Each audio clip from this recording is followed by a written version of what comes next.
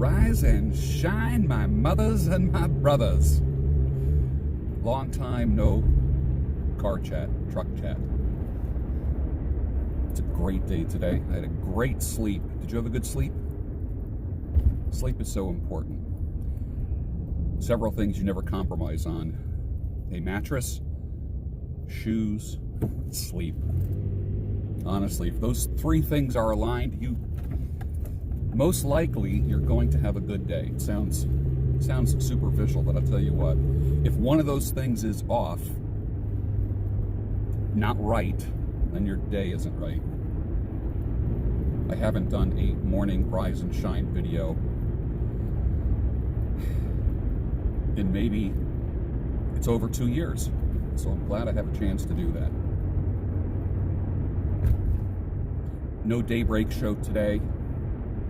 I was wrapping up a book, and I'm not doing walking. I'm not walking in the mornings for the past month and a half, 2 months, just because it's been so ridiculously cold and there's icy spots, and the last thing I need is to slip and fall. And the icy spots are intermittent, so having those gripper things on my hiking shoes or sneakers would be good if it was all ice or all snow, but it's intermittent. Anyways, it looks like most of the snow is melted. And it's going to be 70. Now, I woke up to 21 degrees. It's going to be 70 this week. I think Thursday. That's a great day. I'm cutting hair on Thursday.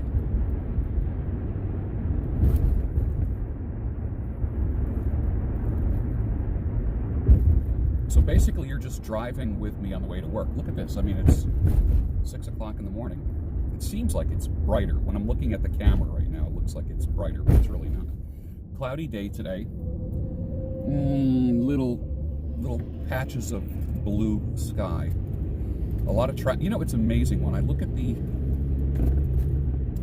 traffic patterns in the morning, and maybe you can attest to this, 15 minutes makes a huge difference. If I left at 5:45, I'd be the only one on the road. Now it just looks like midday traffic. 15 minutes makes a huge difference. You know, as I get up at 4 a.m.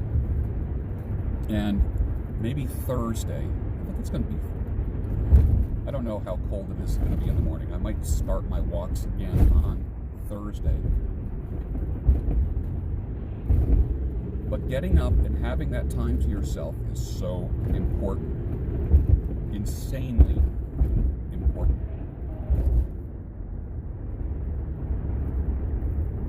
No one is demanding anything of you. Phone is not ringing. Texts are not coming in.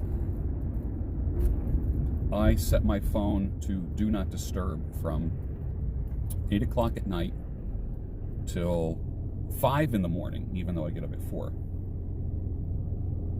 And I do that because I just don't want alerts. I don't want the notifications that someone is commenting on something. And, you know, I guess if I was a stone cold you-know-what, things wouldn't bother me. But because I do have a heart and a soul, there's many times that I get messages that pull at my heart. And I don't want to start my day with my emotions. I want to start my day with thankfulness. The last words out of my mouth before I go to bed are a simple prayer.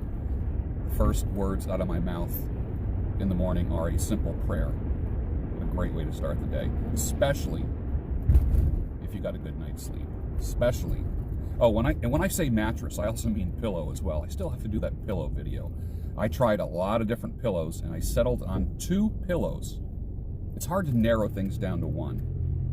But I'm going to do a video on the pillows that I have. It's so funny, when I lay my head down at night on this pillow, I just automatically smile. I smirk. Because I didn't realize how uncomfortable I was with the old pillow. And the gyrations that I had to put that pillow through in order to feel good. Now it's just like, ah. And it's the same thing with your bed. Whether you have a mattress topper or a super comfortable bed and have a mattress cover, that's important. I have a really good high-end mattress cover that fits the bed perfectly. So I feel like I'm laying on a cloud. It's a firm bed, but the surface is like a cloud. Excuse me. And the sleep that I get from it is amazing. I don't linger. I am not an insomniac in that way. If I ever have insomnia, it's because I wake up too early, not because I have a hard time falling asleep. I probably have that problem, and I can verify this historically, probably twice a year. I have a hard time. And when I have a hard time going to sleep, what I do is I head down to the kitchen and I have a shot glass or two, small, of wine, red wine. And it's not the kind of, it's not so much where it knocks you out and then you wake up 3 hours later. It's so little that it just takes the edge off of racing thoughts, and I zonk right out, and I'm gone again in about 30 minutes. And that only happens a couple times a year. Why do I say rise and shine, my mothers and my brothers? I used to do a series, some of you old heads, and those who've been with me for a while, you know I used to do the Rise and Shine videos back when I was on my way to working at a mall. I worked at a mall. I worked retail, which I actually wrote an ebook on how to leave retail once and for all. After I did it, I remember just giving my notice and leaving, and I just felt free. And I was tempted. Here's a little career counseling lesson. For those of you that hate your job, I want you to consider this. Maybe it's not your job that you hate. Maybe it's where you are doing it.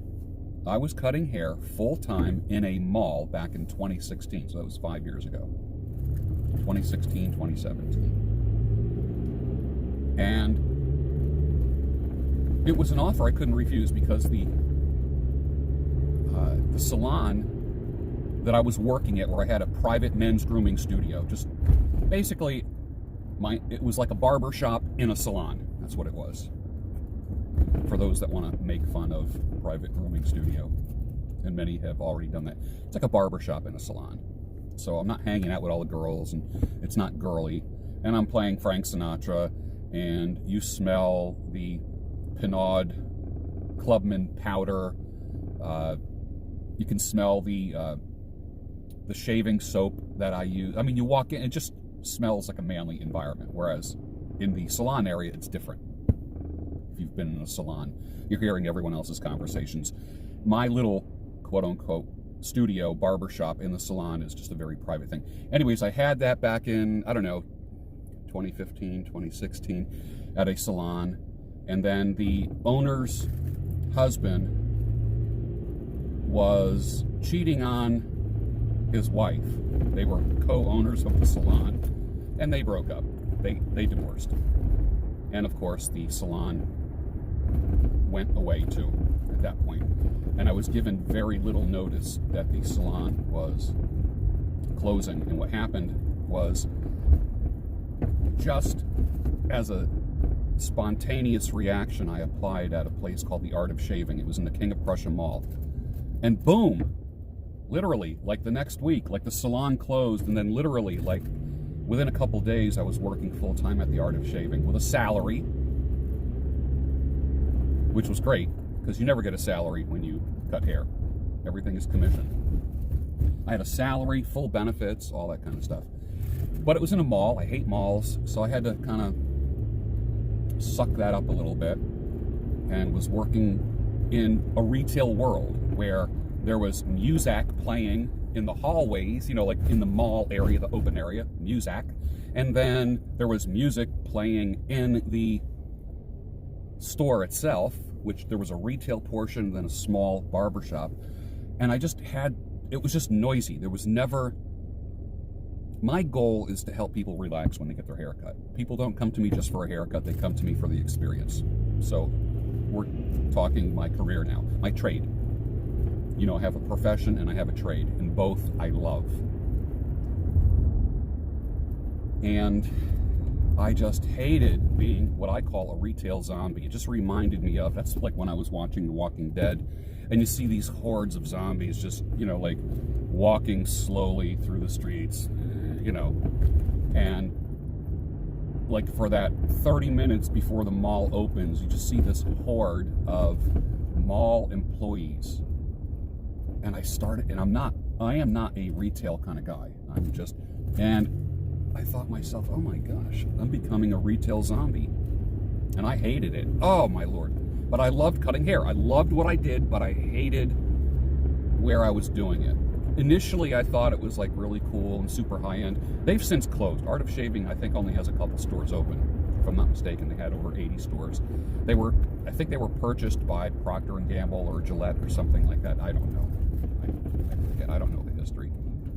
My personal store was good. I did not like the regional manager, district manager, okay, store manager, okay, fellow employees. I should have stayed in touch with them because I really did like them. And it was a shirt and tie job because they wanted to portray a certain type of professionalism. But what if you just don't like where you're working, but you like what you do? Consider that. Don't consider changing careers. Maybe change places where you work, where you do your profession, where you practice your trade. Could that be a possibility that could make you infinitely happier? Maybe you're not burned out with what you do. Maybe you're burned out with the company. Every company has a personality. It's like dating or marrying somebody. You know, do you have an abusive spouse? Do you have an abusive employer? Do you find yourself being codependent? Are you there just for the medical benefits? That's something to think about. I'll see you tomorrow on the Daybreak Show. Rise and shine, my mothers and my brothers.